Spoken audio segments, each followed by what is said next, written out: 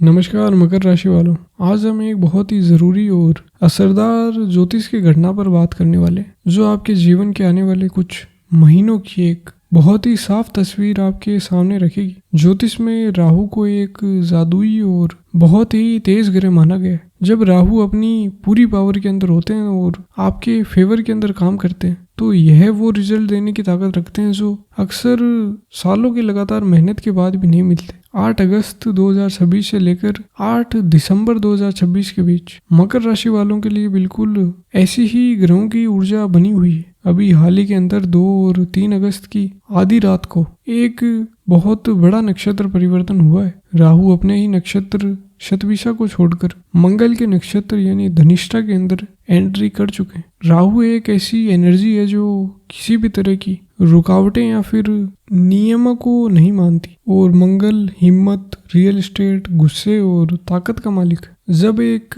नियम टूटने वाला ग्रह उसको सेनापति का सपोर्ट मिल जाता है, तो यह युति आपके रुके हुए काम, फंसे हुए और नामुमकिन लगने वाले कामों को अचानक से स्पीड दे देती है। इस असर को गहराई से समझने के लिए मकर राशि की सोच को समझना बहुत जरूरी है। आप काल पुरुष की कुंडली के 10वें भाव को दिखाते हैं। आपके लग्न के स्वामी शनिदेव है, जो आपको नियम, शब्द और एक मजबूत बेस के साथ अपना करियर खड़ा करना सिखाते हैं। आप जीवन में हर कदम बहुत सोच समझ कर उठाते हैं। दूसरी तरफ राहु शॉर्टकट और तेज स्पीड का ग्रह है, जिसे सीढ़ियों से नहीं बल्कि लिफ्ट से सीधे ऊपर जाना पसंद है। धनिष्ठा अष्ट वसुओं का नक्षत्र है, जिसका निशान भगवान शिव का डमरू है। यह डमरू एक लगातार चलने वाली रिदम, सुख, शांति और बहुत बड़ी इच्छाओं को दिखाता है। अभी के गोचर को देखें तो राहु इस समय आपकी कुंडली के दूसरे भाव यानी धन के भाव के अंदर यानी कुंभ राशि के अंदर गोचर कर रहा है। इस समय आपके पराक्रम के तीसरे भाव के अंदर आपके स्वामी शनिदेव वक्री चाल चल रहे हैं, और आपके छठे भाव में मंगल खुद बैठकर एक बहुत ही पावरफुल शत्रु हंता योग बना रहे हैं। दूसरे भाव से राहु और छठे भाव से मंगल का यह सीधा कनेक्शन आपके अंदर के हर तरह के डर और असुरक्षा को पूरी तरह से खत्म करने जा रहा है। आप इस समय के अंदर बहुत ही साफ, बोल्ड और पक्के फैसले लेंगे। आपके फाइनेंसेस, पैसों और करियर के नजरिए से यह गोचर एक मल्टीप्लायर की तरह काम करेगा, जो चीजों को दुगना कर देते हैं। दूसरे भाव में मंगल के नक्षत्र के अंदर बैठा राहु पैसों के फ्लो को बहुत बढ़ा देता है, यूं कहूं तो कई गुना बढ़ा देता है। अगले 4 महीनों में आपके पास लिक्विड कैश के आने के बहुत ही पक्के चांसेस बन रहे हैं। इनकम के वो सभी रास्ते जो अब तक किसी वजह से ब्लॉक थे, जहां से पैसा आना रुका हुआ था, वो अब अचानक से खुलने लगेंगे। खास तौर पर जो लोग रियल एस्टेट, प्रॉपर्टी डीलिंग या फिर जमीन को खरीदने बेचने का काम करते हैं या उनसे रिलेटेड बिजनेस से जुड़े हैं, उनके लिए यह समय बहुत ही ज्यादा फायदेमंद है, क्योंकि धनिष्ठा का मालिक मंगल रियल एस्टेट का मुख्य कारक ग्रह है। अगर आपका कोई प्रॉपर्टी विवाद चल रहा था, पैसे फंसे हुए थे, तो अब उस पैसों के रिलीज होने का समय आ गया। लेकिन यहाँ एक बहुत ही जरूरी ज्योतिष का नियम भी है, जिसका आपको ध्यान रखना होगा। राहु जिस स्पीड से पैसे देते हैं, वह उतनी ही तेजी से खर्च भी करवा देते हैं। राहु एक एनर्जी यानी भ्रम पैदा करता है, इसलिए जैसे ही आपका पैसा रिलीज हो, आपको बड़ा प्रॉफिट हो या फिर लिक्विड कैश मिले, उसे तुरंत किसी पक्की एसेट या फिर सेफ प्रॉपर्टीज में फिक्स कर दे। उस पैसों को बैंक अकाउंट में खाली पड़ा ना रहने दे, वरना अचानक आने वाले खर्चे उसे पूरी तरह से खत्म कर देंगे। करियर के मामले में राहु की दृष्टियों को समझना बहुत जरूरी है। आपके दूसरे भाव से राहु अपनी 5वीं दृष्टि आपके छठे भाव पर और 7वीं दृष्टि आपके 8वें भाव पर और 9वीं दृष्टि आपके 10वें भाव यानी करियर भाव पर भी डाल रहे हैं। उसका सीधा सा मतलब यही है कि जो लोग medical line, engineering, police, defence या फिर एडमिनिस्ट्रेटिव सर्विसेज के अंदर हैं, उनके लिए यह समय बहुत ही शानदार साबित होने वाला है। अगर आप जॉब बदलने या फिर अपने पसंद के ट्रांसफर के बारे में सोच रहे हैं, तो हालात पूरी तरह से आपके फेवर में। ऑफिस में आपके बॉस आपके काम से खुश रहेंगे और ऑफिस पॉलिटिक्स के अंदर आप अपने विरोधियों को बहुत आसानी से हरा देंगे। बिजनेस करने वालों के लिए leather industry, chemicals, cosmetics, fashion designing और आर्टिफिशियल ज्वेलरी जैसे सेक्टर के अंदर भारी प्रॉफिट देखने को मिल सकता है। हालांकि जो लोग एक्टिंग, एंटरटेनमेंट या फिर फिल्म लाइन से जुड़े हैं उन्हें बहुत ज़्यादा अलर्ट रहना होगा, क्योंकि यहाँ राहु कास्टिंग काउच या फिर पैसों के फ्रॉड का जाल बिछा सकता है। इसी तरह किसी भी तरह के गलत या फिर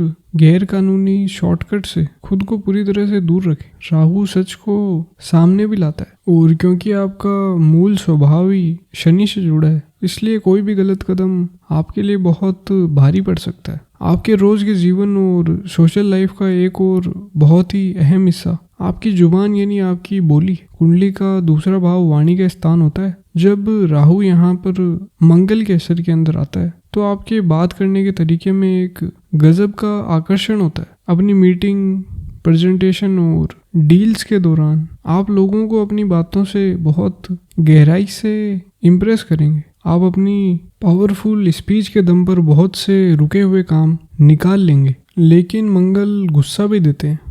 इसका मतलब यही है कि आपको अपने गुस्से पर बहुत सख्त कंट्रोल रखना होगा, खासकर अपने घर के अंदर। आपकी बातें बाहर जितनी पावरफुल होंगी, गुस्से में वो पावर परिवार वालों के लिए उतनी ही तीखी और चुभने वाली हो सकती है। अपनों के साथ बात करते समय अपनी टोन को हमेशा नरम और शांत रखें। लव लाइफ और रिलेशनशिप के नज़रिए से 8 अगस्त से लेकर 8 दिसंबर तक का यह समय बहुत ही नाजुक है। धनिष्ठा नक्षत्र जहाँ सच्चे वादे और ईमानदारी का निशान है, वहीं राहु धोखा और भ्रम है। इस समय में आपके जीवन में अचानक से नए लोग एंट्री ले सकते हैं। आपको शादी के बड़े बड़े प्रपोजल मिल सकते हैं, या फिर किसी के लिए एक बहुत ही तेज फिजिकल अट्रैक्शन महसूस हो सकती है। यह भी हो सकता है कि आपका कोई पुराना एक्स पार्टनर वापस आपके जीवन में आने की कोशिश करे। शुरुआत में यह सब बहुत ही सच्चा और सेफ लगेगा, लेकिन एक अनुभवी ज्योतिष के तौर पर आपको अलर्ट करना बहुत ज़रूरी है कि यह पूरी तरह से राहु का धोखा हो सकता है। दिसंबर 2026 में जब राहु गोचर करते हुए कुंभ राशि से मकर राशि में आएगा, तब यह सारा भ्रम टूट सकता है। जिन वादों पर आपने आंख मूंद कर भरोसा किया था वो झूठे साबित हो सकते हैं, इसलिए किसी पर भी तुरंत भरोसा ना करें। जल्दबाजी में कोई भी बड़ा वादा आप करने से बचें और चीज़ों को प्रैक्टिकली समझने के लिए समय लें। शादीशुदा लोगों को खास तौर पर अलर्ट रहना होगा, क्योंकि कोई भी बाहरी आकर्षण इस समय आपके लिए शादीशुदा जीवन में बड़ा झगड़े या फिर अलग होने की नौबत तक आ सकती है। स्टूडेंट्स के लिए खासकर जो कि किसी बड़े कंपटीशन एग्जाम की तैयारी कर रहे हैं, छठे भाव का शत्रु अंता योग आपको इतना मजबूत बना रहे कि कोई आपको हरा नहीं सकता। आपका पूरा फोकस अपने टारगेट पर होना चाहिए। बस राहु की वजह से होने वाले ध्यान भटकने वाले कामों से खुद को दूर रखें और बचा कर रखें। जो महिलाएं घर संभाल रही हैं उनके लिए घर के रेनोवेशन या फिर घर की सजावट में बदलाव के बहुत ही पक्के योग बन रहे हैं, क्योंकि चतुर्थ भाव के मालिक मंगल है। परिवार में तनाव से बचने के लिए बिना बात की बहस से खुद को बचाएं। सीनियर सिटीजन्स और रिटायर्ड हो चुके लोगों के लिए 11वें भाव की एनर्जी बहुत ही एक्टिव है, जिससे पुराने इन्वेस्टमेंट से अचानक बहुत अच्छे रिटर्न मिल सकते हैं। हेल्थ के मामले में राहु नर्वस सिस्टम और नींद पर असर डाल सकता है, इसलिए नींद टूटने या फिर बेचैनी महसूस होने पर डॉक्टर की सलाह जरूर लें। इस गोचर काल में आपके लिए विदेश यात्रा या फिर अचानक लंबी दूरी की यात्रा के पक्के योग बन रहे हैं। काम के सिलसिले में जगह बदलना आपके करियर के लिए बहुत अच्छा साबित होगा। मंगल आपके एनर्जी लेवल्स को बहुत हाई रखेगा, जिससे आप बिना थके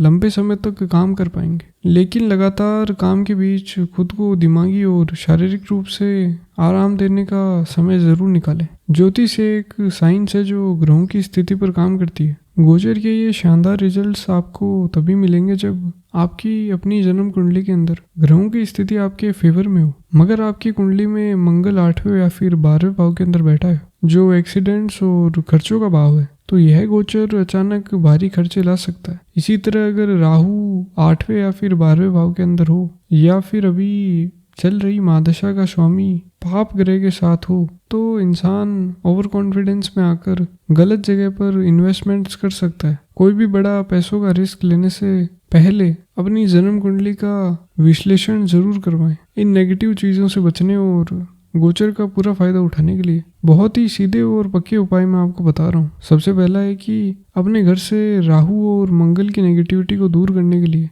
अपने स्टोर रूम, छत या फिर सीढ़ियों के नीचे चेक करें। अगर वहाँ जंग लगा लोहा या फिर पुरानी खराब मशीन रखी है तो उन्हें आज ही घर से बाहर निकाल दें। जंग लगा लोहा घर के अंदर अचानक झगड़े और पैसों का भारी नुकसान करवाता है। दूसरा उपाय मेहनत करने वालों के लिए इज्जत से जुड़ा है। कभी भी किसी मजदूर या फिर समाज के नीचे तबके के इंसान का अपमान ना करें। हर शनिवार की शाम को जरूरतमंदों को नमकीन भोजन करवाएं। तीसरा उपाय कला और संगीत की इज्जत करना है, क्योंकि धनिष्ठा संगीत का नक्षत्र कलाकारों का मजाक न उड़ाए। यह इस नक्षत्र की पॉजिटिव एनर्जीज को बढ़ाता है। चौथा उपाय मंगल की एनर्जी को बैलेंस करने के लिए हर मंगलवार हनुमान जी की पूजा करें, हनुमान जी के मंदिर जाएं, राम नाम का जाप करें और बजरंग बाण का पाठ करें। यह आपके चारों तरफ की एक सुरक्षा कवच जैसी स्थिति बनाता है। पांचवा और आखिरी उपाय भगवान शिव की पूजा करें। धनिष्ठा का निशान ही शिव का डमरू है। घर के मंदिर में एक छोटा डमरू रखें और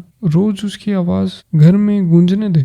डमरू की यही आवाज आपके घर की सारी नेगेटिव एनर्जी और पैसों की रुकावट को पूरी तरह से खत्म कर देगी।